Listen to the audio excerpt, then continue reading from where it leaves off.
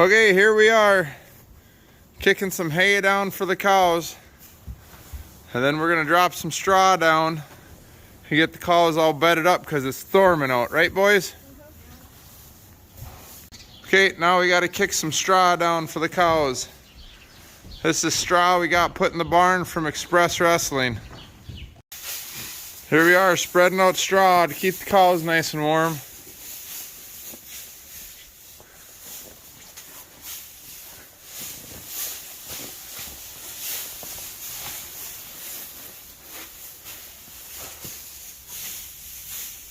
Okay, even though it's storming outside, barn's gonna be nice and warm on the inside.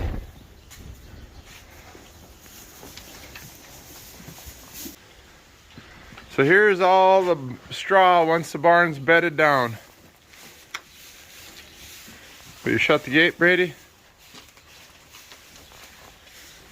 So those were the calves, and these are the cows, and we have these ones locked inside.